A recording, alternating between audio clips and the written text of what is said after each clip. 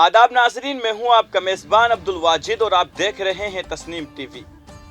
नाजरीन, आज की हमारी खास पेशकश शख्सियत हिंद में आपका इस्तकबाल करता हूं। आज बात करेंगे हम महारानी जिंद कौर के बारे में। महारानी जिंद कौर वो रेजेंट थी जिसने बरतानवी हुक्मरानों के दिलों में गहरे खौफ को जन्म दिया था। इस हद तक के बरतानवी हुक्मरानों ने उन्हें पंजाब की मिसलेना के तौर पर बयान किया, जो कि एक पुरकशिश लालची औरत थी जिस पर काबू नहीं पाया जा सकता था। वो सिख सल्तनत की पहली महाराजा रंजीत सिंह की बीवी और सिख खानदान के आखिरी महाराजा दिलीप सिंह की वालिदा थी। रानी जिंदा के नाम से भी जाना जाता था। वो सिर्फ एक मलिका, एक बीवी, एक माँ ही नहीं थी, बल्कि एक ऐसी कुव्वत थी जिन्होंने मुसीबत के वक्त भी हमलावरों से लड़कर तारीख के औराक में अपना नाम रोशन किया।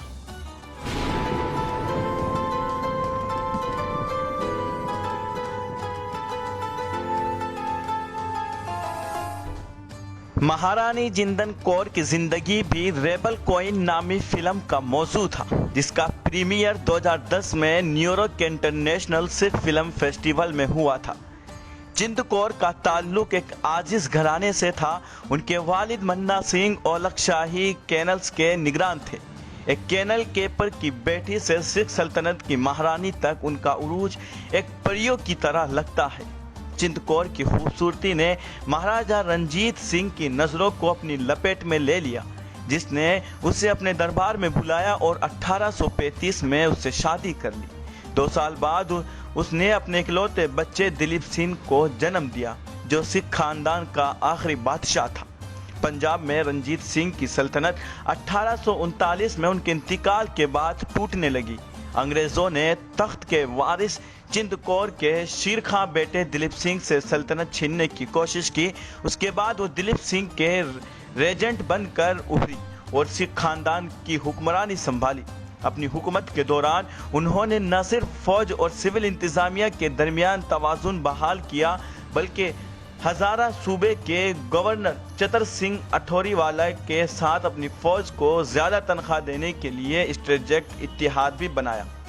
जिंद कौर एक मजबूत औरत थी। मलिका के तौर पर अपने दौर में उसने पर्दा हटाया, सुप्रीम खालसा कौंसिल की तश्कील नौ की और आवामी सतह पर रियासती कारोबार का लेन देन किया और फौजियों का जायजा लिया और उनसे खिताब किया, एक ऐसे वक्त में जब सती जैसी रस्में राइज थी।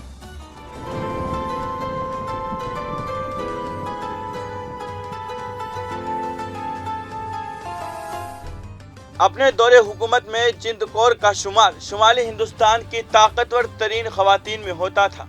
1845 में बरतानवी governor general sir Henry Hardinge ने सिखों के खिलाफ जंग का ऐलान करते हुए पहली और दूसरी एंग्लो सिख जंग जारी की। जिंद कौर ने बरतानवी फौज का मुकाबला करने के लिए अपनी फौज दरियाए सतलज के सरहदों पर भेज दी। ताहम सिख जंग हार गए। अगरचे दिलीप सिंह को अपना तख्त बरकरार रखने की इजाजत थी, लेकिन सर हेनरी लॉरेंस को पॉलिसी का कंट्रोल दिया गया।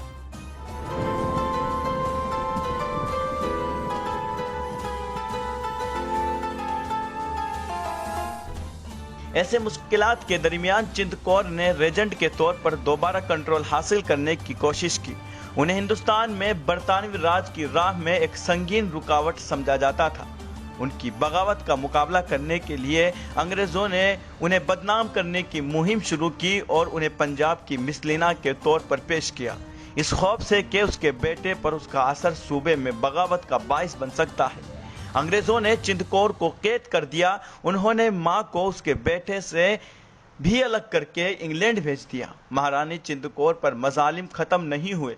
लाहौर की अदालत से उन्हें बालों से घसीटकर शेखुपुरा के किले और फिर उत्तर प्रदेश के किला चंड में फेंक दिया गया। ताहम वो अपने आप को नौकर का रूप धार कर किला से फरार हो गई और 1849 में नेपाल 800 मील का सफर तय किया।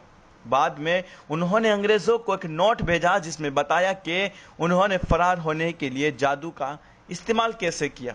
अगरचे वो कभी भी अपनी सल्तनत वापस नहीं जीत सकी, लेकिन वो अपने बेटे के साथ कई सालों के बाद दोबारा मिल गई। انہیں نیپال کے مہاراجا نے پناہ دی تھی اور وہ 11 سال تک ملک میں مقیم رہی۔ ایک برطانوی باشندہ ان کی تمام سرگرمیوں پر مسلسل نظر رکھتا تھا، یہ محسوس کرتے ہوئے کہ مہارانی ہندوستان میں برطانوی راج کے لیے خطرہ نہیں تھی۔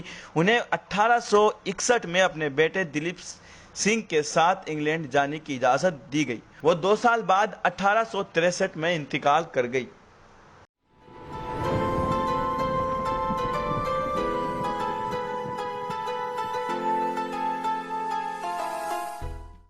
بہت سے مورخین کا خیال ہے کہ اپنے بیٹے کے ساتھ ملک میں اپنے مختصر قیام کے دوران جند کور نے دلیپ سنگھ کے دل میں اپنے ملک کی محبت کو پھر سے جگایا، جس کے بعد اس نے روس کے راز کو بدلنے میں روس پر حملہ کرنے پر راضی کرنے کی کوشش کی۔